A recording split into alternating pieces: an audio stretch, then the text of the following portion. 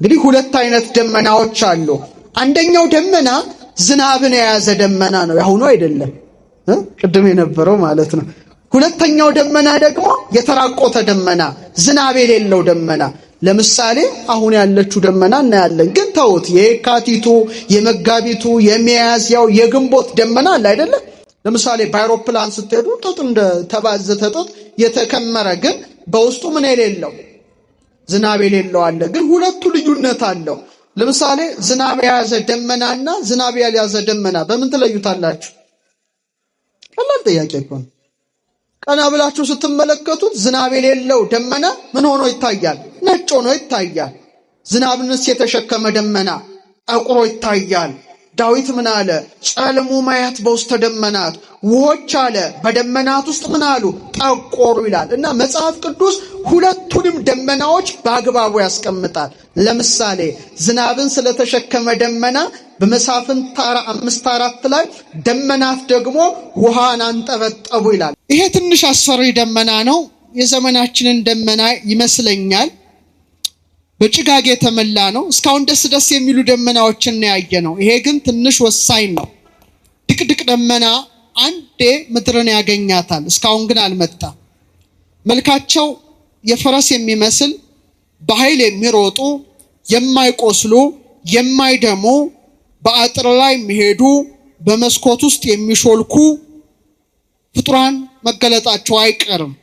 ስለዚህ ነገር ኢዩኤል በምዕራፍ 2 ከቁጥር 1 እስከ 10 ላይ ጽፏል። ሶፎንያስም ጽፏል። ይሄ ደመና የመጨረሻው ዘመን ምልክት ነው።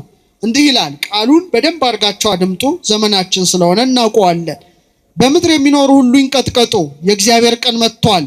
የጨለማና የጭጋግ ቀን፣ የደመናና የድቅድቅ ጨለማ ቀን ነው። ምን አይነት ደመና? ትንሽ ያስፈራል። የጨለማና ድቅድቅ ጨለማ ቀን ነው። ታላቅና ብርቱ ሕዝብ በተራሮች ላይ እንደወገግታ ተዘርግቷል። ምን ይሆን? ከዘላለምም ጀምሮ እንደነርሱ ያለ አልነበረም፣ ከነርሱ በኋላ እስከ ብዙ ትውልድ ድረስ አይሆንም ካለ በኋላ ምን ይላል? በኋላ ከነርሱም ያመልጥ የለም ይላል። ምን የለም? ምንድናቸው? እስቲ አስቡ፣ ዝም ብላችሁ አስቡ። እኔ ትንሽ ነግራቸዋለሁ። ከነርሱም ያመልጥ የለም። መልካቸው እንደ ፈረስ መልክ ነው። እንደምን አይነት መልክ ነው? ሰዎች አይደሉም ማለት ነው። እንደ ፈረሶች ይሮጣሉ፣ በተራራ ላይ እንዳሉ ሰረገሎች ድምፅ፣ ገለባውንም እንደሚበላ እንደ እሳት ነበልባል ድምፅ፣ ለሰልፍ እንደተዘጋጀ እንደ ብርቱ ሕዝብ ያኮበኩባሉ። ከፊታቸው አሕዛብ ይንቀጠቀጣሉ፣ የሰውን ፊት ሁሉ ይጠቁራል። እንደ ኃያላን ይሮጣሉ፣ እንደ ሰልፈኞችም በቅጥሩ ላይ ይወጣሉ። እያንዳንዱ በመንገዱ ይራመዳል፣ ከእርምጃቸው አያፈገፍጉም። ሰው ያፈገፍጋል፣ እነዚህ አያፈገፍጉም። መንገዱን እያንዳንዱ ይጠበጥባል። ሲስተም ናቸው። በሰልፍ መካከል ያልፋሉ፣ እነርሱም አይቆስሉም ይላል። ሰው ይቆስላል አይደል? እነዚህ አይቆስሉም። አስተውሉ። በከተማ ያኮበኩባሉ፣ በቅጥሩም ላይ ይሮጣሉ፣ ወደ ቤቶችም ይወጣሉ፣ እንደ ሌባም በመስኮቶች ይገባሉ። ምድሪቱም ከፊታቸው ትናወጣለች፣ ሰማያትም ይንቀጠቀጣሉ፣ ፀሐይና ጨረቃም ይጨልማሉ፣ ከዋክብትም ብርሃናቸውን ይሰውራሉ። ትንቢተ ኢዩኤል ምዕራፍ 2 ከቁጥር 1 እስከ 10። የመጨረሻ ጥቅስ ሶፎንያስ 1:15። እስቲ ይሄን ነገር ዘመናችን ትንሽ ቀረብ ያለ ይመስላል። አስፈራራቸው አይደለም። ምንድነው? ማይቆስል ማይደማ የጨለማ ቀን፣ ውሃ፣ መሬት። ጭንቅላታችን ምንድነው? እሳት በሉ እስቲ። እሳት ሙቀት ነው። እሳት ብርሃን ነው። 200 ቢሊዮን ነርቭ እሳት ብልጭ የሚል እውቀት የያዘ እሳት ነው። ንዴት ያለው ነው። ቀጥሎ ምን? እንደ ዕጣን የሚጤስ ነፋስ። ምናችን ላይ? ደረታችን ላይ። ሆዳችን ላይስ? ኩላሊት አካባቢ ውሃ። ከወገብ በታች ምን እንረግጣለን? ከባድ ናቸው። ነፋስና እሳት እንደ መላእክት ነው። ስለዚህ ከፍ ያሉት የመላእክት ባህሪ ናቸው። እሳትነታችሁና ነፋስነታችሁ ከፍ ካለ ወደ ላይ ወደ ምን? ድገሙት። ወደ ምን? ልክ እንደ መላእክት መሆን ያምረናል። ግን አራተኛውን አውቃለሁ አለ ጂኒየስ። ሶስተኛውን አላውቅም። ስንተኛውን አውቃለሁ? አሄድ ኦፍ ሂዝ ታይም ማለት ነው። ፊት ሄዶ አራተኛውን አውቃለሁ። አራተኛው ጦርነት ሊሆን የሚችለው አለ ሰዎች የሚጓጉት በድንጋይና በዱላ ነው አለ። በምንና በምን? ምን ማለቱ ነው? ሶስተኛው ከተጀመረ በምንድን ነው? ኒውክሌር ነው አይደል? አይጣል ይሰውረን እግዚአብሔር። ዝናብ ስለሌለው ደግሞ ደመና እንዲህ ይላል ምሳሌ 25:14 ላይ ስለ ስጦታው በሐሰት የሚመካ ሰው ዝናብ እንደማይከተለው ደመና ነፋስም ነው ይላል። ምን እንደማይከተለው? አዎ ያዕቆብን በመልእክቱ ላይ በተለይ ይሁዳ ይቅርታ ምዕራፍ 1 ቁጥር 12 ላይ እስቲ አብረን በለው። በነፋስ የተወሰዱ ውሃ የሌለባቸው ደመናዎች ምን የሌለባቸው? አዎ። ስለዚህ ድንግል ማርያምን ሊቃውንት አባቶቻችን በሁለቱም የደመና አይነቶች መስለዋታል። ረድኤቷ በረከቷ ይደርብን። እነ ቅዱስ ኤፍሬም፣ እነ ቅዱስ ያሬድ፣ እነ አባ ጊዮርጊስ ዘጋስጫ ታላላቅ ሊቃውንት። ለምሳሌ የረቡዕ ውዳሴ ማርያም ላይ ሁላችሁ ስትጸልዩ አንድ ነገር ታገኛላችሁ። ምን የሚል? አንቲ ዘበአማን ደመና እንተ አስተርአኪ ለነ ማየ ዝናብ። መጽሐፉ ምን አለ? አይኖችን ወደ ሰማይ አቅንተ ይላል። ለምንድን ነው አይናችን ወደ ሰማይ የምናቀናው? እስቲ ንገሩኝ። ምን ስለሆንን ነው? ሰው ስለሆንን ነው። ምን ስለሆንን ነው? ለምሳሌ ውሻ ብንሆን፣ ፈረስ ብንሆን፣ በቅሎ ብንሆን፣ ከርከሮ ብንሆን፣ አሳማ ብንሆን፣ ቀበሮ ብንሆን፣ ውሻ ብንሆን፣ ድመት ብንሆን አይናችንን ቀና አድርገን ወደ ሰማይ ማየት አንችልም። ለምን? እግዚአብሔር ለሁሉም ለእንስሳት ለአራዊት አራት እግር ሰጥቷቸዋል። እኔና እናንተን ግን 2 እግር ብቻ ሰጥቶ እንደ ዘንግ መልምሎ እንደ ሸት ፈልፍሎ ወደ ሰማይ ቀና ብለን እንድንመለከት አድርጎናል። ወደ ሰማይ ቀና ብሎ የማይመለከት እንደ እንስሳ መሆን ማለት ነው። እንስሳት በ4 እግራቸው መሬት እያዩ መሄዳቸው መሬታውያን ናቸው። በመሬት ውስጥ ፈርሰው በስብሰው ይቀራሉ። እኛ ግን አይናችን ወደ ሰማይ ቀና ብለን በማየት ሰማያዊ ርስት እንዳለችን በመረዳት ፀሐይን፣ ጨረቃን፣ ከዋክብትን፣ ደመናትን እየተመለከት የእግዚአብሔር ገናንነትን የምናውቅ የምንረዳ በመሆኑ መጽሐፈ ኢዮብ ምን አለ? አይኖችን ወደ ሰማይ አቅንተህ ካንተም ከፍ ያሉትን ደመናት ተመልከት ይላልና ዛሬ ቤተ ክርስቲያናችን ደመና የምትልበት ሳምንት በመሆኑ ዛሬ የደመናትን ምስጢር ከቅዱሳት መጻሕፍት እንማራለን። እግዚአብሔር አምላክ ምስጢሩን ጥበቡን ለሁላችን ይግለጥልን። ደመናትን የፈጠረ ማን ነው? እግዚአብሔር ነው። እግዚአብሔር ደመናትን ያከናወነው በዕለተ ሰኑይ ነው። በዕለተ ሰኑይ ከዚህ እስከ ብሩህ ሰማይ መልቶ የነበረውን ውሃ እግዚአብሔር አምላክ ከ3 በከፈለው ጊዜ እንደምታውቁት መሬት ነፋስ አልነፈሰባትም። ፀሐይ ደግሞ በዕለተ ረቡዕ ነው የምትፈጠረው። ፀሐይ አልወጣባትምና ጭቃ ሆና ነበረች። ያን ጊዜ በመጽሐፈ ሄኖክ ምዕራፍ 5 ቁጥር 21 ወይም ምዕራፍ 25 ላይ ያሉትን 12 ነፋሳት አውጥቶ የምስራቁ ነፋስ ወደ ምዕራቡ፣ የምዕራቡ ወደ ምስራቁ፣ የሰሜኑ ወደ ደቡቡ፣ የደቡቡ ወደ ሰሜኑ በእግዚአብሔር ትእዛዝ ቢመላለሱባት መሬት ምን ሆነች? እንደ ተራራ እንደ ኮረብታ ጸናች፣ እንደ ብረት ጠነከረች። ያን ጊዜ ከደረቀው መሬት ወይም ከይቡስ መሬት የደረቀ ጢስ ከረጠበው ባህር ደግሞ የረጠበ ጢስ አንድ ጊዜ ተጠቅሎ ምን ተፈጠረ? ደመና ተፈጠረ። ምን ተፈጠረ? ደመና ተፈጠረ። ስለዚህ ደመናትን የፈጠረ ማን ነው? እግዚአብሔር ስለሆነ ቀና ብለ ከፍ ያሉትን ደመናት ተመልከት ብሎ የእግዚአብሔር ቃል ያስተምረናል። አሁን ጥያቄ ልጠይቃችሁ ነው። መቼም ዘመናዊ ሳይንስ ሁላችንም ተምረናል። በጣም የሚገርመው ግን የእግዚአብሔር ቃል ብሉይ ኪዳን፣ ሐዲስ ኪዳን ትምህርት መንፈሳዊ ብቻ አይደለም፣ ስጋዊ ጥበብ በመላ ያለበት ታላቅ ቅዱስ ቃል ነው። እና እስቲ ጥያቄ ልጠይቃችሁ፣ ደመና አንድ ነው ወይስ ብዙ ነው? እስቲ አንድ ምትሉ አጨብጭቡ እስቲ። እንዴ ያዛችሁ እንጂ ደመና አንድ ነው ብላችሁ እሺ ደመናዎች ብዙ ናቸው ምትሉስ? በጣም ጥሩ ጎበዞች። ምንድነው የሚለው? አይንህን ቀና ብለ ምንን ተመልከት ነው? ከፍ ያሉትን ደመና ነው ወይስ ደመናት ነው የሚለው? አያችሁ፣ ደመና አንድ ነው፣ ደመናት ግን ምንድነው? ብዙ ነው። ስለዚህ የእግዚአብሔር ቃል በጣም በርካታ ደመናዎች ስላሉ ደመናት በማለት ይጠቅስ ነበረ። ዓለማችን ወደዚህ ከመምጣቷ በፊት ደመና ለሰዎች አንድ ይመስላቸው ነበረ ወይም ይሄ የሚታየው ነገር ግን አሁን ዓለም ባለው ታላቅ ምርምር ተራቆ 10 አይነት ደመናት እንዳሉ ምን አለበት? ደረሰበት። ስንት አይነት ደመና? ወደ 10 የሚጠጉ ደመናት አሉ።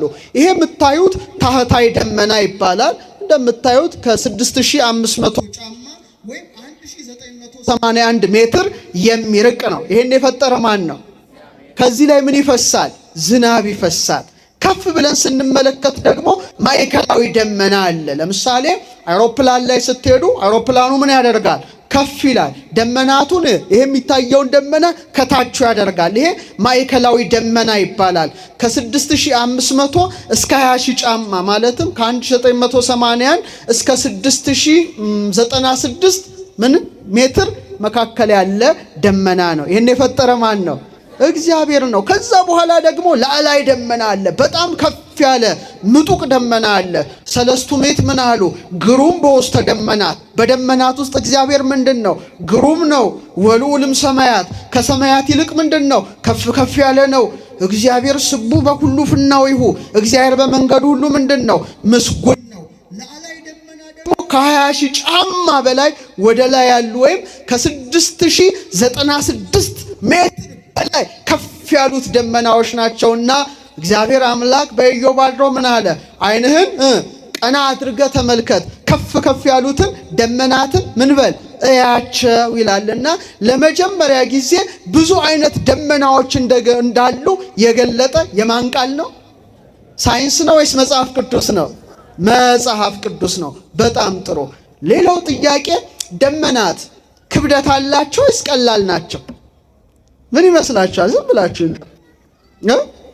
ቀለል ያለ ይመስላችኋል ወይስ ክብደት ያለው? እሺ ብዙዎች ደመናትን ሲያዩ እንደናንተ ቀለል ያለ ይመስላቸዋል። የማይለካ የማይመጠን ይመስላቸው ነበረ። የእግዚአብሔር ቃል ግን ከብዙ ሺህ ዓመታት በፊት በነ ኢዮብ አድሮ በነቢያት አድሮ ደመናት እንደሚከብዱ ሊለኩ ሊመጠኑ እንደሚችሉ እንዲህ ብሎ አስተማረ። በመጽሐፈ ኢዮብ ምዕራፍ 37 ቁጥር 11 እንዲህ ይላል፣ የደመናውን ብርሃን እንዴት እንደሚያበራ አውቀሃልን? ወይስ የደመናውን ሚዛን አለ። የምኑን ሚዛን? የምኑን ሚዛን? ስለዚህ ሚዛን ከሆነ ምን ይሆናል? ይለካል፣ ይመጠናል ማለት ነው። እንደገና ምዕራፍ 38 ቁጥር 37 የሰማይን ደመና በጥበቡ ሊቆጥር የሚችል ማን ነው ይላል የእግዚአብሔር ቃል። ስለዚህ ደመናት ምን ይሆናሉ? ይቆጠራሉ፣ ይሰፈራሉ፣ ይለካሉ፣ ይመጠናሉ። ክብደት እንዳላቸው የማን ቃል ገለጸ? መጽሐፍ ቅዱስ። ይሄን ሁሉ ምስጢር የያዘ ነው። ኦርቶዶክሳውያን ምስጢር መንፈሳዊ ምስጢር ብቻ ሳይሆን የሥነ ፍጥረትን ሁሉ ምስጢር የያዘ ነው። አሁን ታዲያ በጣም የሚያስደንቅ ነገር ልንገራችሁ። እንደው የቅርቡን ጥናት እንኳን ኩሙሉስ የሚባለው ደመና ይሄ የምታዩት ዝናብ የያዘ 1.1 ሚሊዮን ፓውንድ መዝኗል። ስንት? ብዙ ነው አይደል? እግዚአብሔር ስራ እኮ ነው የሚያስደንቀው። 1.1 ሚሊዮን ፓውንድ ማለት ምን ማለት ነው? 1.1 ሚሊዮን ውሃ ደመናው ላይ ይንሳፈፋል። ምኑ ላይ? ደመናው ላይ ማለት ወይም 100 ዝሆኖች በሉት፣ የ100 ዝሆኖች ክብደት ወይም ደግሞ የ500 አውቶሞቢል ወይም የሲኖትራክ ክብደት ማለት ነው። ብዙ ነው አይደለም? ብዙ ነው አይደለም? በጣም ብዙ ነው። ይሄ ሁሉ ቢገለበጥ ማለት 500 ዝሆን ወደቀብን ማለት ነው። ወይም 500 ሲኖትራክ ጭንቅላታችን ላይ ተፈጠፈጠ ማለት ነው። ግን የሚገርመው ይሄ ሁሉ ሚሊዮን ፓውንድ ዝናብን የያዘ ደመና ምን አልሆነም? አልተቀደደም። በመጽሐፈ ኢዮብ ምዕራፍ 26 ቁጥር 8 ላይ እንዲህ ይላል። እስቲ አብረን እንበል። ውኆችን በሉ እስቲ ድገሙት።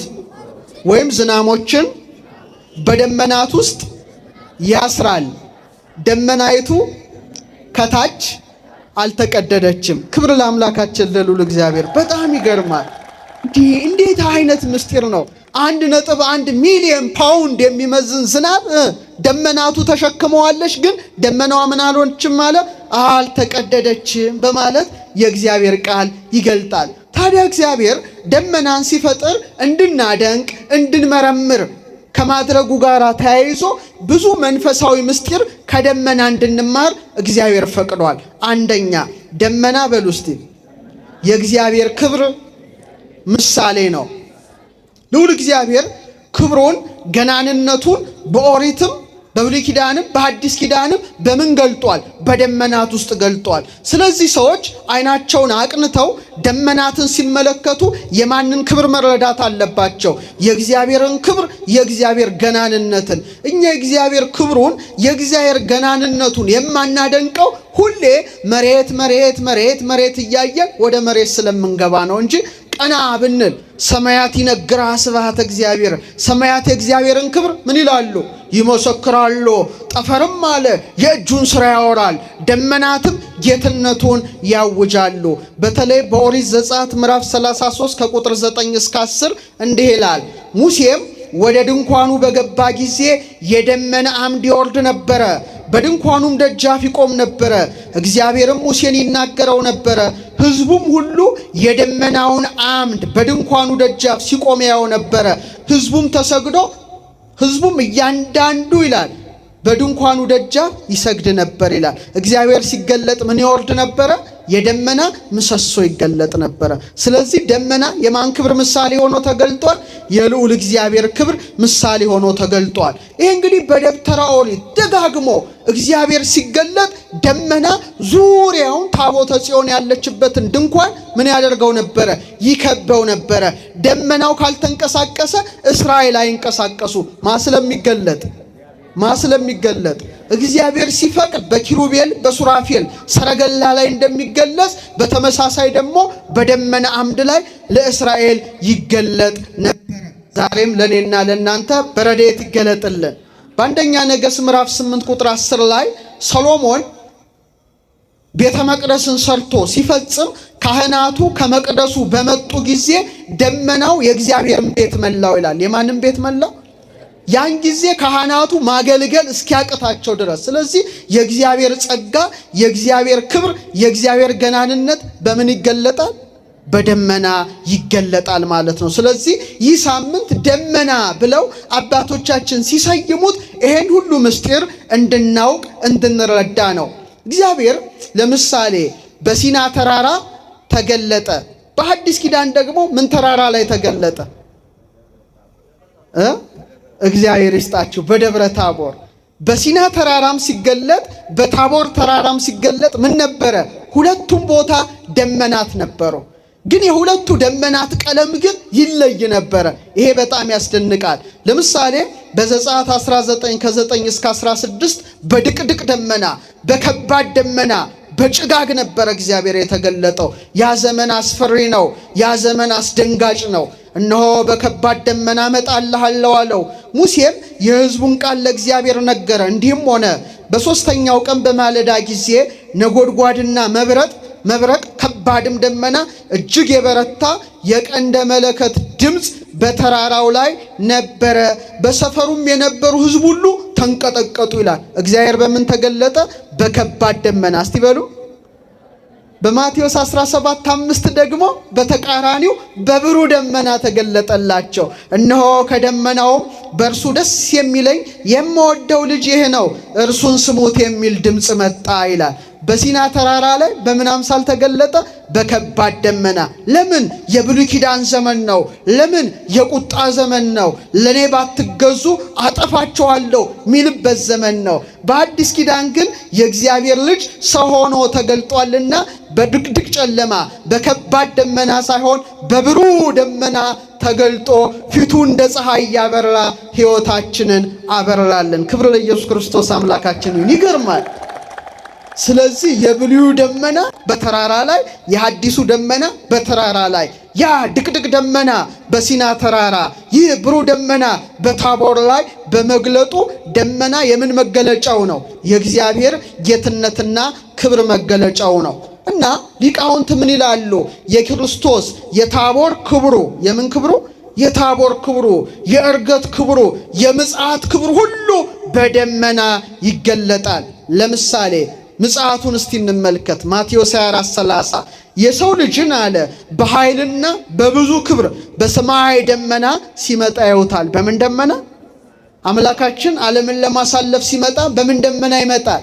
በሰማይ ደመና ይመጣል ብሎ ራሱ ክርስቶስ ሲያስተምር ራእይ 1:7 ላይ ናሁ ይመጽእ በደመና ሰማይ፣ እነሆ በሰማይ ደመና ይመጣል። እሱ ማን ነው?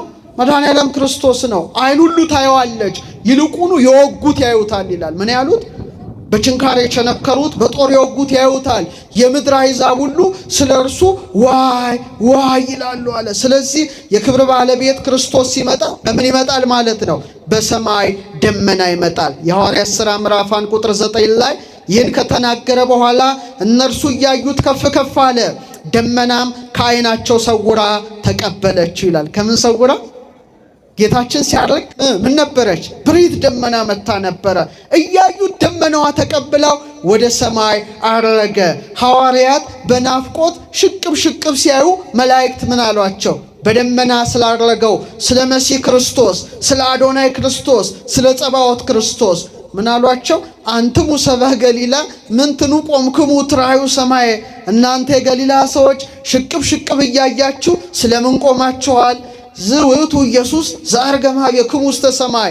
ይህ በብርሃን በስልጣን በቅዳሴ የወጣው ማን ነው? ኢየሱስ ክርስቶስ ነው። ወደ ሰማይ ሲወጣ እንዳያችሁ ተመልሶ ይመጣል። የሚመጣው ደግሞ በምንድን ነው? በሰማይ ደመና ነው። ክብር ምስጋና ለአምላካችን። ደመና ዓይንህን ቀና አድርገህ ተመልከት ይላል። እንግዲህ እኔና እናንተ ክርስቶስ ሲመጣ ከምን እንነሳለን? ኧረ አትጠራጠሩ። ከምን? ድገሙት እስቲ። ጥፍራችሁን ተመልከቱ። ተመልከቱ። ቀላል ምሳሌ ልስጣችሁ። እንደው ከሞት ከምትሉ ጥፍራችን መብቀሉ የመወለዳችን ምሳሌ ነው። ያድጋል፣ የማደጋችን ምሳሌ ነው። እንቆረጠዋለን፣ የመሞታችን ምሳሌ ነው። ዳግመኛ ይበቅላል ከሞት። በጣም ጥሩ። መቃብያን ላይ ነው የምታገኙት። ፀጉራችን ይበቅላል፣ የመወለዳችን ምሳሌ ነው። ያድጋል፣ የማደጋችን ምሳሌ ነው። እንላጨዋለን፣ እንቆረጠዋለን። የምናችን ተላሽቶ ተቆርጦ አይቀርም። እንደገና ምን ይሆናል? ይበቅላል። ሰው ሙቶ አይቀርም። እንደገና በሰማይ ደመና የሚመጣው ክርስቶስ ሲመጣ ከሞት እንነሳለን። ግን የሚገርማችሁ እሱ በሰማይ ደመና ሲመጣ እኔና እናንተንም ደግሞ በደመና እሱ ወዳለበት ይወስደናል። ክብር ምስጋና ለአምላካችን ይሁን። ጳውሎስ በአንደኛ ተሰሎንቄ መልእክቱ ምዕራፍ 4 ቁጥር 17 ከዚህ በኋላ አለ እኛ ሕያዋን ሆነን የምንቀር ጌታን በአየር ለመቀበል ከነርሱ ጋር በደመና እንነጠቃለን፣ እንዲሁም ሁልጊዜ ከጌታ ጋር እንሆናለን። በምን እንነጠቃለን? አረ መልሱ። ስለዚህ አስቧት። እችን ደመና ስትመለከቱ ትዝ ይበላችሁ። ምን ትዝ ይላችኋል? ከሞት ስትነሱ ኢየሱስ ክርስቶስ ሲመጣ ምናይበት ጊዜ አለ እኮ። አሁን መቼ እናያለን? ያኔ ፊት ለፊት እናየዋለን። ያን ጊዜ እኔና እናንተን በምን ይወስደናል? በደመና። ስለዚህ ደመናዋን ስታዩ ሁልጊዜ ክርስቶስን ናፍቁት። እሺ ናፍቁት። ጌታዬ ስትመጣ በደመና፣ በዚህ ደመና አይደለም፣ ያ የተለየ ደመና ነው። ይዘህን ነጥቀህን ወዴት ትወስደናለህ? አንተ ወዳለህበት ትወስደናለህ። ሁልጊዜ ከአንተ ጋር እንኖራለን ብላችሁ እንድታመሰግኑት ነው። ዓይንህን ቀና አድርገህ ተመልከት ይላል እግዚአብሔር ቃል። ከፍ ከፍ ያሉትን ምን ተመልከት? ደመናትን ተመልከት። እግዚአብሔር ከሁላችን ጋር ይሁን። ሁለተኛ ደመና በሉ እና ቅድስት ድንግል ማርያም። ሁለተኛ ደመናን ስንመለከት እመቤታችን እናስባለን። እንግዲህ ሁለት አይነት ደመናዎች አሉ። አንደኛው ደመና ዝናብን የያዘ ደመና ነው፣ ያሁኑ አይደለም፣ ቅድም የነበረው ማለት ነው። ሁለተኛው ደመና ደግሞ የተራቆተ ደመና፣ ዝናብ የሌለው ደመና። ለምሳሌ አሁን ያለችው ደመና እናያለን። ግን ተውት፣ የካቲቱ፣ የመጋቢቱ፣ የሚያዝያው፣ የግንቦት ደመና አለ አይደለም። ለምሳሌ በአውሮፕላን ስትሄዱ ጥጥ እንደ ተባዘተ ጥጥ የተከመረ ግን በውስጡ ምን የሌለው ዝናብ የሌለው አለ። ግን ሁለቱ ልዩነት አለው። ለምሳሌ ዝናብ የያዘ ደመናና ዝናብ ያልያዘ ደመና በምን ትለዩታላችሁ? ቀላል ጥያቄ እኮ ነው። ቀና ብላችሁ ስትመለከቱት ዝናብ የሌለው ደመና ምን ሆኖ ይታያል? ነጭ ሆኖ ይታያል። ዝናብንስ የተሸከመ ደመና ጠቁሮ ይታያል። ዳዊት ምን አለ? ጨልሙ ማያት በውስተ ደመናት፣ ውሆች አለ በደመናት ውስጥ ምን አሉ?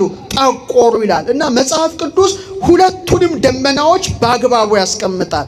ለምሳሌ ዝናብን ስለተሸከመ ደመና በመሳፍንት 5:4 ላይ ደመናት ደግሞ ውሃን አንጠበጠቡ ይላል። ምንን አንጠበጠቡ? በጣም ጥሩ፣ በጣም ጥሩ። እንደገና ደግሞ ምሳሌ 3:20 ላይ ደመናት ጠልን ያንጠበጥባሉ ይላል። በመክብብ 11:3 እስቲ አብረን በለው። ደመናት በሉ እስቲ ዝናብን በመሉ ጊዜ በምድር ላይ ያፈሱታል። ይሄ ስለምን ደመና ነው የሚያወራው? ዝናብን ስለያዘ ደመና ነው።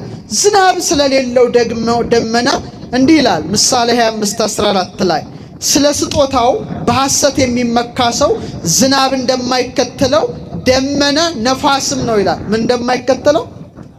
አዎ ያዕቆብን በመልእክቱ ላይ በተለይ ይሁዳ ይቅርታ ምዕራፍ 1 ቁጥር 12 ላይ እስቲ አብረን በለው በነፋስ የተወሰዱ ውሃ የሌለባቸው ደመናዎች ምን የሌለባቸው?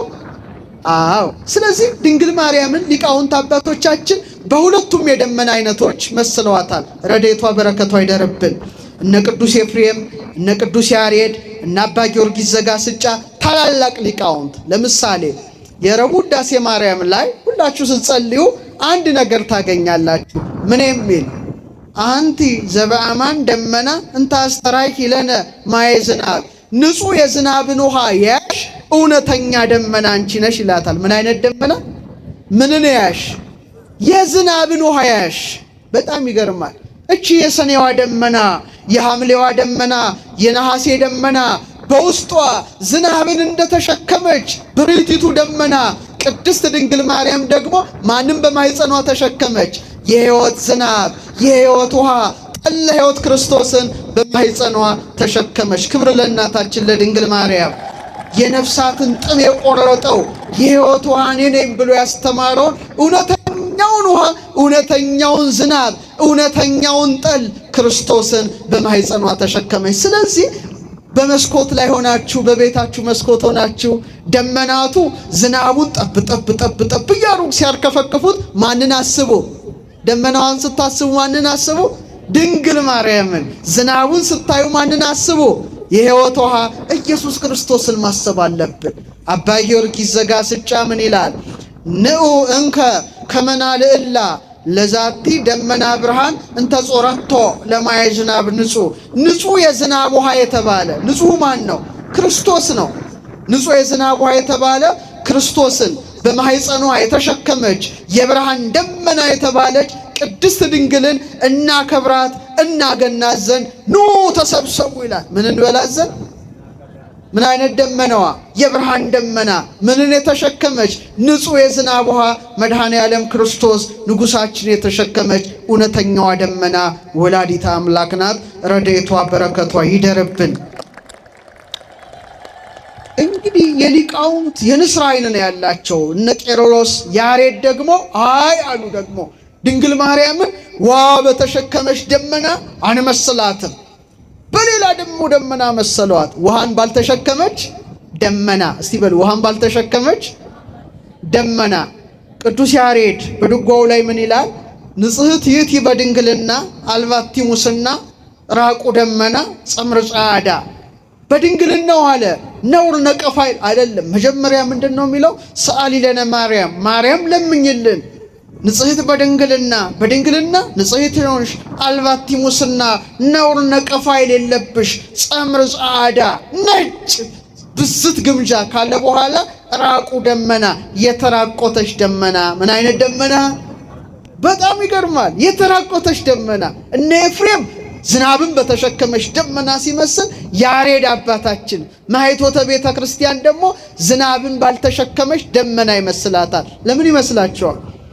አሁን የሚያዝያዋ ደመና የካቲቷ ደመና ነጮና የምትታየው ደመና በውስጧ ምን የላትም?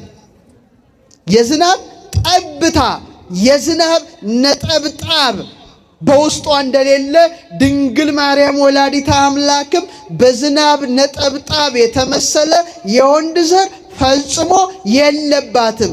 በዝናብ ጠብታ የተመሰለ ጠብታ ኃጢአት አልደረሰባትም። ክብር ለእናታችን ለወላዲተ አምላክ ንጽሕት ይእቲ በድንግልና። ሌላው በጣም የሚገርማችሁ ዝናብን ያልተሸከመች ደመና በሰማይ ላይ ስንመለከታት ቀለሟ ምንድን ነው? ምንም ጥቁር የለባትም አይደለም። ነጭ እንደሆነች ድንግል ማርያምም ምን የለባትም? ነውር ነቀፋ የሌለባት ንጽሕት ሆና የተገኘች ታላቋ ደመና ድንግል ወላዲተ አምላክ ናት። ረድኤቷ በረከቷ ይደርብን። አመስግኗት። ስለዚህ ሁለቱንም ደመና ደስ ይበላችሁ። ዝናብን የተሸከመ ደመና ተጠልለን ጠብ ጠብ ጠብ ጠብ ሲያረግ ስንመለከት፣ እንደገና ደግሞ ነጯን ደመና ስንመለከት በሁለቱም ህሊናችን በምስጢር ሰማየ ሰማያት ገብቶ ልክ እንደ ኢዮብ አይናችን ወደ ሰማይ አቅንቶ ከፍ ከፍ ያሉትን ደመናት እየተመለከተ ማንን ያከብራል? እግዚአብሔርን ያከብራል፣ ያገናል። ሁለተኛ ሶስተኛ ድንግል ማርያም እንደገና በኖህ ቀስተ ደመና ተመሰለች። በምን ደመና? ዘፍጥረት 9 ከ8 እስከ 17 ኖህ ከጥፋት ውሃም ከወጣ በኋላ መስዋዕት ሲሰዋ እግዚአብሔር ምን አለው? እንደገና ብዙ ወተባዙ ምልዋ ለምድር፣ ብዙ ተባዙ ምድርን ምልዋት አለው። እናንተ የማርያም መቀነት ትሏታላችሁ። በጣም ጥሩ ነው። እና እኔ ለምን የጌታዬ ያለ የኔ ልጆች ኃጢአት ይሰራሉ አንተም ፈርደ ታጠፋቸዋለህ ለምንድን ነው አለው። እንዲህ እንዳይሆን አለው እሳይም ቀስቴ በውስተ ደመናት ከመዳግመ ለምድር እያማስና በማያይ ዳግመኛ ምድርን በንፍር ውሃ እንዳላጠፋት ምን ትታይልህ አለው? ቀስተ ደመና። እስቲ በሉ ቀስተ ደመና። ቀስተ ደመና ቀለማቱ ስንት ናቸው? 7 ናቸው። ስንት ናቸው? 7። ለምን 7 ሆኑ? ሰው ስንት ነው? ሰው ማለት ምን ማለት ነው? 7 ነገሮች አሉት ማለት ነው አይደል? እሳት፣ እስቲ በሉ ውሃ፣ ነፋስ፣ መሬት፣ ልብ፣ ቃል፣ እስትንፋስ። ስንት? እሳት፣ ውሃ፣ ነፋስ፣ መሬት። ስጋ ነው ነፍስ ነው? ኧረ እባካችሁ ነፍስ። ምን አይነት ግራ የተጋባ። ልብ፣ ቃል፣ እስትንፋስስ ነፍስ። እሳት፣ ውሃ፣ ነፋስ፣ መሬትስ ስጋ። ምንድን ነው? ነፋስ። ገላችሁ ይሞቃል ይተኩሳል። ምንድን ነው? ስንት ወር ይዘጋል? በቃ ይዘጋል። እናንተ ግን እስከ 18 ወር አደራችሁን ሞባይል አጠገባችሁ እንዳታደርሱ እሺ። ይሄ ማለት ኤሌክትሮማግኔቲክ ጨረር ነው። በዚህ ውስጥ ነው ህፃን ውስጥ የሚገባውና ካንሰር ይዘዋል። ብዙ ኦቲስቲክ ህፃናት የእናንተ ችግር ጭምር ነው። የነሱ ብቻ ይምሰላችሁ። ችግር አለ ብቻ። ይሄ ከትምህርት ጉለት ነው ብቻ። እግዚአብሔር ስንት ምልክት አሳየው? ድገሙት። 7። በቃ 7 ጠባይ ያለውን ሰው ዳግመኛ ቢበድል በምን አላጠፋው? በንፍር ውሃ አላጠፋውም ሲል ነው። ፍጻሜዋ ግን ደመና ማናት? ድንግል ማርያም ናት። 7ቱ ህብር ምንድን ነው? ጌታ ከቅድስት ድንግል ማርያም ከስጋዋ ስጋን ከነፍሷ ነፍስን ነስቶ 7ቱን ጠባይ ገንዘብ አድርጎ ዓለምን አዳነ። ክብር ምስጋና ለአምላካችን ለክርስቶስ ይሁን። ለዚህ ነው እና አባ ጊዮርጊስ ትዕምርተ ኪዳን አንቲ ዘተሰመይኪ ቀስተ ደመናት ከመ ይምጻእ ውስተ ምድር ዳግመ ዝናመ መዓት። ዳግመኛ የቁጣ ዝናብ ምድር ላይ እንዳይመጣ ቀስተ ደመናት የተባልሽ የኪዳን ምልክት ድንግል ማርያም አንቺ ነሽ አለ። ክብር ለእናታችን ለምልክታችን ሕይወት የሰጠንን ንጉሳችን ክርስቶስን ያስገኘች ታላቋ ደመና ማናት? ድንግል ማርያም በሉ እስቲ። ስለዚህ ምሳሌዋ ስለሆነ እናቶቻችን የድሮዎቹ የማርያም መቀነት እያሉ ይገልጻሉ። እያንዳንዱ ቀለም ትርጉም አለው። 7ቱም ቀለማት ከመቤታችን ጋር የሚነጻጸራለው እዛ ውስጥ ብገባ ልናድር ስለምንችል እናልፈዋለን። 4ኛ በሉ እስቲ የግብጽ ደመና። ይሄ ደግሞ አሁንም የመቤታችን ምሳሌ ነው። በዘጸአት 9:24 ላይ እግዚአብሔር ከሃሊነቱን ለማሳየት ይሄ ምስጢር እንዴት ደስ እንደሚያሰኝ ብታዩ በረዶም ነበር በሉ እስቲ። በበረዶ መካከል እሳት ይቃጠል ነበረ። አይገርምም? ግብፃውያን ሊያወረደው ነው። በረዶ ነበር፣ በበረዶ ውስጥ ምን ነበረ? እሳት ይቃጠል ነበረ። አስባችሁታል? በረዶ ምንን ያጠፋል? እሳት ደግሞ በረዶን ምን ያደርጋል? ያቀልጣል፣ ያሟሟል፣ ያጠፋል። ሁለት ተቃራኒ ነገሮችን እግዚአብሔር አደረገ። በረዶና እሳትና በረዶና እሳትና ማይስማሙ እንዴ ተቃራኒ ነገሮችን ጌትነቱን ለመግለጽ ግብፃውያን ላይ ማን አደረገ? እግዚአብሔር አደረገ። በተመሳሳይ መልኩ በሐዲስ ኪዳን ከአይምሮ በላይ የሆነ ረቂቅ ነገር በእውነተኛዋ ደመና በድንግል ማርያም ተደረገ። እናትነትን በሉ እስቲ። አይሰማም? ከድንግልና ድንግልና ከእናትነት ጋር ሁለት ተቃራኒ ነገሮች እኮ በጣም እንዴት ሊሆን ይችላል? ኤፍሬም አባታችን ምን አለ? ዓለም ከተፈጠረ ጀምሮ እናት ሆና ድንግል ሆና እናት የለችም አለ። በረዶ ከእሳት ጋር፣ እሳት ከበረዶ ጋር ምን እንደሌለው አንድነት እንደሌለው፣ ድንግል ማርያም ግን ሁለቱን አስተባብራ የተፈጥሮን ሕግ ሰባበረችው ይላል። ክብር ለዚችና ተሰባበረ። ለዚህ ነው የድንግል ማርያም ልብሷን ተመልከቱ፣ ከሌሎቹ ቅዱሳት አንስት ይለያል። ምን ለብሰው ምንድን ነው? ከውስጥ ቀይ ከላይ ሰማያዊ ግምጃ። ይሄ እኮ ነው ማለት ተቃራኒ ነገር እኮ። የእስራኤል ደናግል ቀይ ይለብሳሉ፣ እናቶች ደግሞ ከሆኑ ምን ይለብሳሉ? ሰማያዊ መጎናጸፊያ። ቀይ ሲለብሱ ሰማያዊ አይለብሱም፣ ሰማያዊ ሲለብሱ ቀዩ የለም። እሷ ግን ሁለት ተቃራኒ ነገሮችን እናትነትን ከድንግልና ድንግልናን ከእናትነት ጋር በማስተባበሯ በቀይ ላይ ሰማያዊ ግምጃን የተጎናጸፈችው ደመና እመቤታችን ነበረች ነው። ክብር ይግባት እናታችን። ሁለቱን ነገር ሁለት ተቃራኒ ነገሮች በእሷ ላይ በማስተባበሯ ኤፍሬም እንዲህ አለ፣ ደስ ሲል ይሄ ቃል ድንግል በመሆኗ ይላል ለደናግል መመኪያ ሆነች። ለምን? እናት በመሆኗ ደግሞ ለወለዱት መመኪያ ሆነች ይላል። ምን መመኪያ ያልሆነችዋለች እቺ ደመና? እስቲ ሌላው ደግሞ ተቃራኒ ነገር ልንገራችሁ። እናት በሉ አገልጋይ፣ ሁለት ነገር ተቃራኒ ነው፣ ተቃራኒ ነው። ለምሳሌ እኔና እናንተ የማን አገልጋዮች ነን? አትጠራጠር። የኢየሱስ ክርስቶስ አገልጋዮች ነን። እኔ የኢየሱስ ክርስቶስ ባሪያ ጳውሎስ፣ ይሁዳ፣ ያዕቆብ በመልእክታቸው ላይ የሱ ባሪያዎች ነን፣ ልጆቹም ነን። እሷስ የማን አገልጋይ ናት? እኔ እግዚአብሔር ምን ሆነኛለች? አገልጋይ ሁነኝ፣ እንደ ቃልህ ይደረግልኝ ትለዋለች። እሷ የማን አገልጋይ ናት? ዓለምን ለሚገዛ ዓለም ለሚገዛለት ጌታ አገልጋይ ናት። ደግሞ አገልጋይ ብቻ ሳትሆን በተቃራኒ ምን ሆነች? ጉድ እኮ ነው፣ ጉድ እኮ ነው። እንዘ አመቱ ሞረሰያ ተቃራኒ ነገር። አገልጋዩ ስትሆን እናቱን አደረጋት። አሁን በጣም የሚገርም ተቃርኖ ልንገራችሁ፣ ቄርሎስ ሲተረጉም ሉቃስን ለይቀ በበህቅ እንዘ ይትየዘዝ ለአዝማዲሁ እንተ ይእትዩሙ፣ ለእናቱ እየታዘዘ በየጥቂቱ አደገ ይላል። በምን በየጥቂቱ? ምን ዓለም የሚገዛለት ጌታ አለ ለእናቱ ታዘዘ ካለ በኋላ እሷም ታየውና ይላል እንደ በመንፈስ ቅዱስ እየተቃኘ ነው የሚናገረው። ጌታዬ ልጄ ትለዋለች። ምን አምላኳ ስለሆነ አለ ጌታዬ፣ ልጇ ስለሆነ አረ በሉ አይዟችሁ፣ እሱም እናቴ ይላል እና እግዚአብሔር እናቴ ብሎ ሲጣራ ተመልከት ይላል። በጣም ይገርም። ጌታዬ ልጄ ማለት የምትችል ማን ናት? እችኛዋ ደመና ብቻ ናት ማለት ነው። ተቃራኒ ነገር። ሶስተኛ ደመና ውስጥ እሳት፣ እሳት ውስጥ ደመና እንዳለ ወተት በሉ እስቲ አይሰማም ከድንግልና ጋር።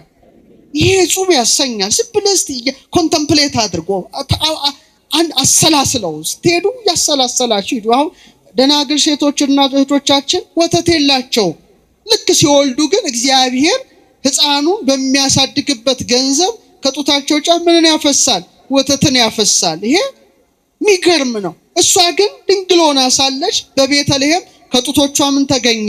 ወተት። ክብር ለዚች እናት። ይሄ ድንቅ ነው፣ ድንቅ ነው። ምን ልትለው ትችላለህ? ይሄ አይደለም የሚገርም። የጠባው ደግሞ ማን ነው?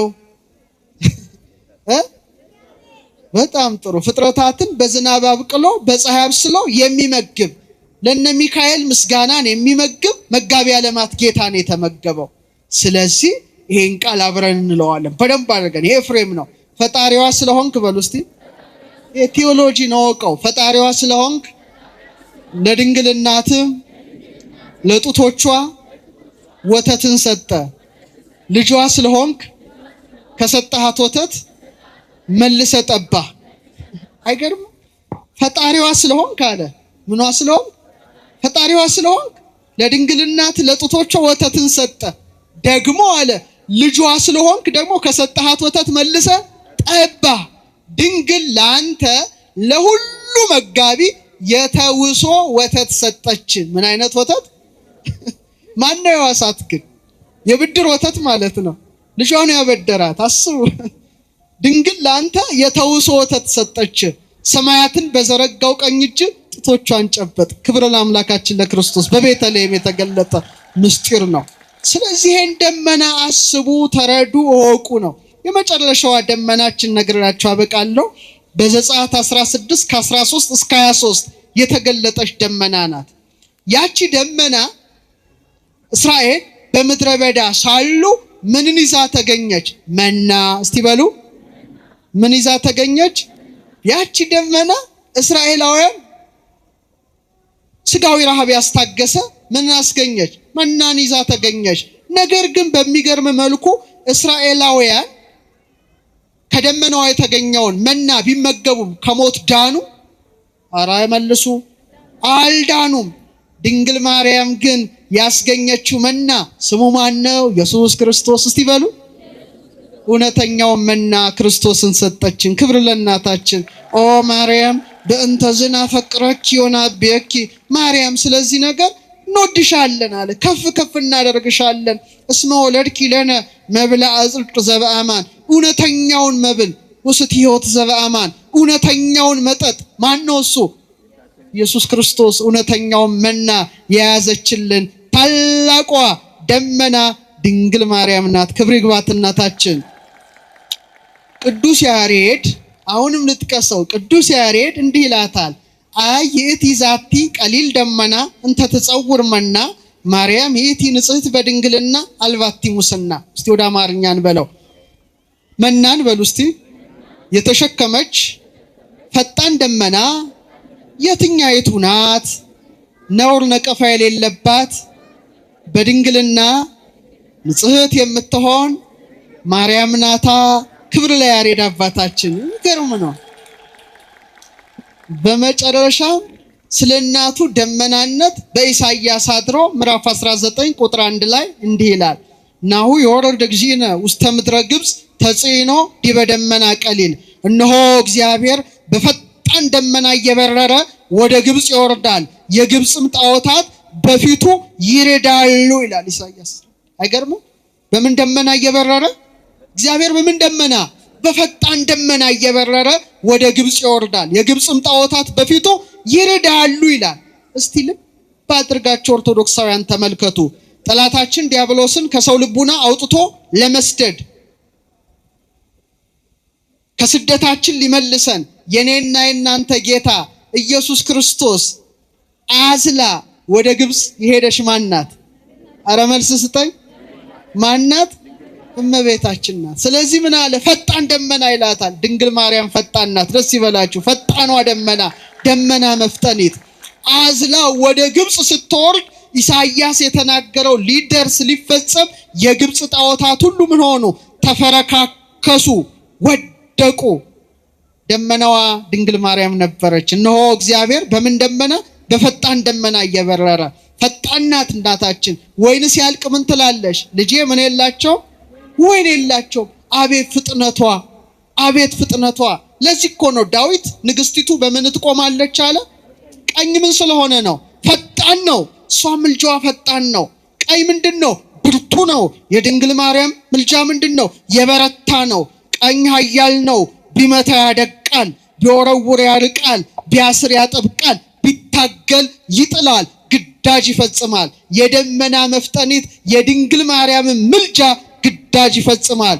እውነተኛውን ሕይወት ክርስቶስን አዝላ ደመናዋ ግብፅ ላይ ተገኘች፣ ኢትዮጵያም መጣች። ክብር ለእናታችን። በስደቷ ወቅት ነው። በቃ ይሄ በጣም በጣም የሚደንቅ ደመና ነው። እግዚአብሔር ከሁላችን ጋር ይሁን። እስቲ የመከራ ደመና በሉ እስቲ። ይሄንን እንኳን ይቅር ልንገራችሁ። መከራ ይወዳል ሰው መሰለኝ፣ ግን በ5 ደቂቃ ጨርሷል፣ በ4 ደቂቃ ውስጥ። ይሄ ትንሽ አስፈሪ ደመና ነው። የዘመናችንን ደመና ይመስለኛል። በጭጋግ የተመላ ነው። እስካሁን ደስ ደስ የሚሉ ደመናዎችን ያየ ነው። ይሄ ግን ትንሽ ወሳኝ ነው። ድቅድቅ ደመና አንዴ ምድርን ያገኛታል። እስካሁን ግን አልመጣም። መልካቸው የፈረስ የሚመስል በኃይል የሚሮጡ የማይቆስሉ የማይደሙ በአጥር ላይ የሚሄዱ በመስኮት ውስጥ የሚሾልኩ ፍጡራን መገለጣቸው አይቀርም። ስለዚህ ነገር ኢዩኤል በምዕራፍ 2 ከቁጥር 1 እስከ 10 ላይ ጽፏል። ሶፎንያስም ጽፏል። ይሄ ደመና የመጨረሻው ዘመን ምልክት ነው። እንዲህ ይላል። ቃሉን በደንብ አድርጋችሁ አድምጡ፣ ዘመናችን ስለሆነ እናውቀዋለን። በምድር የሚኖሩ ሁሉ ይንቀጥቀጡ፣ የእግዚአብሔር ቀን መጥቷል። የጨለማና የጭጋግ ቀን፣ የደመናና የድቅድቅ ጨለማ ቀን ነው። ምን አይነት ደመና? ትንሽ ያስፈራል። የጨለማና ድቅድቅ ጨለማ ቀን ነው። ታላቅና ብርቱ ሕዝብ በተራሮች ላይ እንደ ወገግታ ተዘርግቷል። ምን ይሆን? ከዘላለምም ጀምሮ እንደነርሱ ያለ አልነበረም፣ ከነርሱ በኋላ እስከ ብዙ ትውልድ ድረስ አይሆንም ካለ በኋላ ምን ይላል? በኋላ ከነርሱም ያመልጥ የለም ይላል። ምን የለም? ምንድናቸው? እስቲ አስቡ፣ ዝም ብላችሁ አስቡ። እኔ ትንሽ ነግራቸዋለሁ። ከነርሱም ያመልጥ የለም። መልካቸው እንደ ፈረስ መልክ ነው። እንደምን አይነት መልክ ነው? ሰዎች አይደሉም ማለት ነው። እንደ ፈረሶች ይሮጣሉ፣ በተራራ ላይ እንዳሉ ሰረገሎች ድምፅ፣ ገለባውንም እንደሚበላ እንደ እሳት ነበልባል ድምፅ፣ ለሰልፍ እንደተዘጋጀ እንደ ብርቱ ሕዝብ ያኮበኩባሉ። ከፊታቸው አሕዛብ ይንቀጠቀጣሉ፣ የሰውን ፊት ሁሉ ይጠቁራል። እንደ ኃያላን ይሮጣሉ፣ እንደ ሰልፈኞችም በቅጥሩ ላይ ይወጣሉ። እያንዳንዱ በመንገዱ ይራመዳል፣ ከእርምጃቸው አያፈገፍጉም። ሰው ያፈገፍጋል፣ እነዚህ አያፈገፍጉም። መንገዱን እያንዳንዱ ይጠበጥባል። ሲስተም ናቸው። በሰልፍ መካከል ያልፋሉ፣ እነርሱም አይቆስሉም ይላል። ሰው ይቆስላል አይደል? እነዚህ አይቆስሉም። አስተውሉ። በከተማ ያኮበኩባሉ፣ በቅጥሩም ላይ ይሮጣሉ፣ ወደ ቤቶችም ይወጣሉ፣ እንደ ሌባም በመስኮቶች ይገባሉ። ምድሪቱም ከፊታቸው ትናወጣለች፣ ሰማያትም ይንቀጠቀጣሉ፣ ፀሐይና ጨረቃም ይጨልማሉ፣ ከዋክብትም ብርሃናቸውን ይሰውራሉ። ትንቢተ ኢዩኤል ምዕራፍ 2 ከቁጥር 1 እስከ 10። የመጨረሻ ጥቅስ ሶፎንያስ 1:15። እስቲ አብረን እንበለው። ያ ቀን በሉ እስቲ። የመዓት ቀን፣ የመከራና የጭንቀት ቀን፣ የመፍረስና የመጥፋት ቀን፣ የጨለማና የጭጋግ ቀን፣ የደመናና የድቅድቅ ጨለማ ቀን። ሶፎንያስ 1:15። ይሄ መከራ ጨለማ ነው። ይሄን ነገር ዘመናችን ትንሽ ቀረብ ያለ ይመስላል። አስፈራራቸው አይደለም። ምንድነው? ማይቆስል ማይደማ ጨለማ ቀን። አሁን ዓለማችን ስንት ጦርነቶች አካሂዳለች? ትልልቅ ጦርነቶች፣ 2 ጦርነቶች አካሂዳለች። አስተውሉ። አንደኛው ከ1914 እስከ 1918 4 ዓመታት የተደረገ ጦርነት ነው። አንደኛው የዓለም ጦርነት ይባላል። ወደ 22 ሚሊዮን ሰዎች በጦርነቱ አልቀዋል። ሁለተኛው ከ1939 እስከ 1945 አካባቢ ነው። በጣም ከባድ ጦርነት ነው። ወደ 60 ሚሊዮን ሰዎች በጦርነቱ ምን ሆነዋል? አልቀዋል። አሁን ዳንኤል 12:2 ላይ ዳንኤል ወይ ይላል ይነግረዋል እና ብዙ ሰዎች ይመረምራሉ፣ እውቀት ይበዛል ይላል። ምን ይበዛል? እውቀት ይበዛል። የኛ ዘመን ይመስላል። ድሮ ሰዎች በጋሻ በጦር መዋጋት መፋለም ጀመሩ። በኋላ ምን መጣ? ተዋጊ ጀቶች መጡ፣ ሚሳኤሎች መጡ፣ አውቶሚክ ቦምቦች መጡ፣ ኒውክሌር ቦምብ መጣ። በዘመናችን ደግሞ ድሮን መጣ። አሁን ከባድ ጉዳይ ላይ ደረስን ማለት ነው። ቀላል አይምሰላችሁ ያለንበት። አሁን ግሎባል ሴኩሪቲ ፋውንዴሽን ወደ 15,000 በላይ የኒውክሌር ቦምቦች ሀያላን ሀገሮች ታጥቀዋል። ለምሳሌ አሜሪካ ወደ 5,500 የሚጠጋ፣ ራሻ ወደ 7,300፣ ሌሎችም እንደመጠናቸው ፈረንሳይ 300፣ ቻይና ወደ 260፣ ዩናይትድ ኪንግደም ወደ 215 ወዘተርፈ። የሰማችሁ ነው። አሁን ብዙ ጦርነቶች እንግዲህ ሀያላን ሀገሮች የሚታኮሱት ሰዎች ኒውክሌር ቦምብ እንዳይዙ ዩሬኒየም እንዳያብላሉ ነው። እና ይሄ ከባድ ሆነ ነው። ለምሳሌ አልበርት አንስታይን የተባለ ሳይንቲስት ምን ብለዋል? ሁለተኛው ዓለም ጦርነት የአቶሚክ ቦምቦችን የሰሩ ናቸው እነዚህ ሳይንቲስት። እና ምን አለ? ሶስተኛው የዓለም ጦርነት በምን እንደሚነሳ አላውቅም አለ። ስንተኛው? ግን አራተኛውን አውቃለሁ አለ። ጂኒየስ። ሶስተኛውን አላውቅም፣ ስንተኛውን አውቃለሁ? አሄድ ኦፍ ሂስ ታይም ማለት ነው። ፊት ሄዶ አራተኛውን አውቃለሁ። አራተኛው ጦርነት ሊሆን የሚችለው አለ ሰዎች የሚጓጉት በድንጋይና በዱላ ነው አለ። በምንና በምን? ምን ማለቱ ነው? ሶስተኛው ከተጀመረ በምንድን ነው? ኒውክሌር ነው አይደል? አይጣል ይሰውረን እግዚአብሔር። ይሄ የተነገረ ነው። ኒውክሌር ነው። ኒውክሌር ከሆነ የምታየው ህንፃ የለም። ቢሊየንስ ነው የሚረግፉት። በዮሐንስ ራእይ እንደተጻፈ ሲሶ ይላል፣ የምድር ሲሶ ቢሊየኖች ነው የሚያልቁት። እግዚአብሔር ይጠብቃል። አሁን ፍራቻው እኮ ነው፣ በጣም ከባድ ነው፣ አይጣል ነው። ስለዚህ ህንፃ ሁሉ ወድሞ፣ ስልጣኔ ወድሞ፣ ሰዎች ወደ ኋላ ዘመን ተመልሰው በምን ይዋጋሉ ማለት ነው? በእንጨትና በድንጋይ። እግዚአብሔር ያን ዘመን መቼም ይሰውራል። አሁን ይሄን ምላችሁ ምንድነው? የማይቆስሉ የማይደሙ ወታደሮች ብሎ መጽሐፍ ቅዱሱ ሲጠቅስ ያ የድቅድቅ ጨለማ ቀን ብሎ መጽሐፍ ቅዱስ ሲያስቀምጥ ምን ይመስላችኋል? አሁን ያለንበት የኤአይ ዘመን፣ የአርቲፊሻል ኢንተለጀንስ ዘመን፣ ነገሩ ሁሉ የከበደበት ዘመን ብቻ ሳይሆን የማይቆስሉ የማይደሙ ወታደሮች እየተሰሩ ያሉበት ዘመን ነው። ምን ማይሉ አረባዛቸው ሃሊውድ ፊልም ላይ መቼም አይታችሁ ሊሆን ይችላል። ሚሊተሪ ሮቦትስ። ስለዚህ ከዚህ በኋላ ምን አይዋጋም? ሰው አይዋጋም ነው። ማይቆስሉ ማይደሙ ሲስተም ናቸው። መጽሐፍ እንዳለ አይጋፋም አንዱ ካንዱ፣ በመስኮት ውስጥ ይሾልካሉ፣ በአጥር ላይ ይለመዳሉ፣ ሁሉ ከፊታቸው ምን ይላል? ይናወጣል አለ። ይሄን በአይናችን በቅርብ ሳናይ አንቀርም። ጥቂት ዓመታት እግዚአብሔር እድሜውን ከሰጠን ማየታችን አይቀርም። ስለዚህ ድቅድቅ ጨለማ ቀን ነው፣ የመከራ ቀን ነው። እግዚአብሔር ይጠብቀን እንጂ። ስለዚህ ዓለም በቃ እውቀት ይበዛል አለ። አሁን ከባድ ዘመን መጣ። ሞባይሉ አይከብድም እያለ መረጃ የሚሰጥ ማለት ነው። ጉድ ፈላ። በቃ ነገሩ ከምናስበው በላይ እየፈጠነ ነው። እንደ ቤተ ክርስቲያን ቢሆን ጥሩ ሰዎች ብንሆን ኖሮ የዛሬ 50 ዓመት እናቅድ ነበር ቁጭ ብለን። አሁን እኛ የለንም፣ ሌላ ውስጥ ነው። ከዛሬ 100 ዓመት በኋላ የሚነሳው ትውልድ እንዴት ነው ሊሆን የሚችለው? ይሄን ከባድ የእውቀት ዘመን እንዴት ነው ይሄ ትውልድ ሊሻገር የሚችለው ተብሎ ውይይት ነበረ።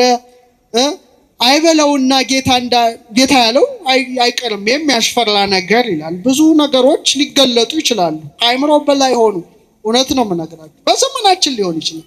አይበለውና የሆኑ ነገሮች ቢመጡ ምንድነው መልሳችን? እንደ ሃይማኖት ሰዎች ምንድነው ልንመልስ የምንችለው? ቅዱስ ጳውሎስ ያለው እኮ ነው፣ ከክርስቶስ ፍቅር ማን ይለየናል አለ። በሰማይ ነው በምድር ነው ወይስ ሌላ ልዩ ፍጥረት ይላል በሮሜ ላይ። ለምን ምን አይነት ፍጥረት? አይበለውና እነዚህ ቢመጡ ምንድነው መልሳችን? ዝግጅት የለንም። እግዚአብሔር ይጠብቀን። ፈዘናል። እግዚአብሔር ያንቃን። ንቃት ጥሩ ነው እና አይንህን ቀና ብለህ ተመልከት ይላል። ደመናቱን እያቸው። ስለዚህ ከዚህ በኋላ ቀና ብለን መመልከት እንጀምር ነው። ምን ብለን? መሬት እያየን ወደ መሬት ከመግባት ክርስቶስ ይሰውራል። ቀና እንድንል ያቅናንስ። እንደ አሳማ ጭቃ ውስጥ ከመርመጥመጥ እንደ ንስር ከፍ ያደርገን አምላካችን። አመስግኑት፣ ያደርገናል። አዎ ታላቅ ነው። ስለዚህ ነው ምላችሁ ወደ ሰማይ ከፍ ማለት ጥሩ ስለሆነ ገነት የምትገኘው የት ነው? ታች ነው ላይ? አይዟችሁ፣ ታች ነው ላይ? ሲኦልስ? ስለዚህ ምድር አትመልከቱ ማለት የት ይሁ? ወደ ምስራቅ ተመልከቱ ነው ወይስ ወደ ምዕራብ? እርግጠኞች ናችሁ? እኛ እኮ ወደ ምዕራብ ነው ያየነው። ወደና አሜሪካ ወደ ምስራቅ ምንም መቤታችንን ፀሐይ ክርስቶስን ሀገራችን ታገኝ ነበረ። ወደ ምንድን ነው የምናየው? ወደ ምዕራብ። ኢትዮጵያ እጆቿን ወደ ማን ትዘረጋለች? ወደ እግዚአብሔር ስትዘረጋ ምን ታገኛለች? በረከት። ወደ ሌላውስ? እግዚአብሔር ይሰውረን። ያቺው ተራርቀናል። በመጨረሻ 1 ደቂቃ ስጡኝ እስቲ። እሳት በሉ፣ ነፋስ፣ ውሃ፣ መሬት። ጭንቅላታችን ምንድነው? እሳት በሉ እስቲ። እሳት ሙቀት ነው። እሳት ብርሃን ነው። 200 ቢሊዮን ነርቭ እሳት ብልጭ የሚል እውቀት የያዘ እሳት ነው። ንዴት ያለው ነው። ቀጥሎ ምን? እንደ ዕጣን የሚጤስ ነፋስ። ምላችን ላይ፣ ደረታችን ላይ፣ ሆዳችን ላይስ? ኩላሊት አካባቢ ውሃ። ከወገብ በታች ምን እንረግጣለን? ከባድ ናቸው። ነፋስና እሳት እንደ መላእክት ነው። ስለዚህ ከፍ ያሉት የመላእክት ባህሪ ናቸው። እሳትነታችሁና ነፋስነታችሁ ከፍ ካለ ወደ ላይ ወደ ምን? ድገሙት። ወደ ምን? ልክ እንደ መላእክት መሆን ያምረናል። ውሃና መሬትነታችን ሆድ ዕቃችንና ከወገባችን በላይ ከከበደ እንደ እንስሳ ምን በል መሬት አጎንብስ። አሁንማ ቀና እንልም እኮ ይኸው አጎንብሰን ነው። ቲክቶኩን ይኸው እንዲህ ብለን ነው የምንውለው። እንዲህ አንልም እኮ እንዲህ አይደል? እንደ ጎበጥን መሬት እግዚአብሔር ያቅናል። ስለዚህ ሰው ሲሞት ሲኦል ብትገቡ ገነት ብትገቡ ልንገራችሁ፣ ቁርጣችንን እንወቀው ማለት ነው። ነፋስና እሳትነታችን ከፍ ካለ በህይወት እያለን ስንሞትስ ነፍሳችን ወዴት?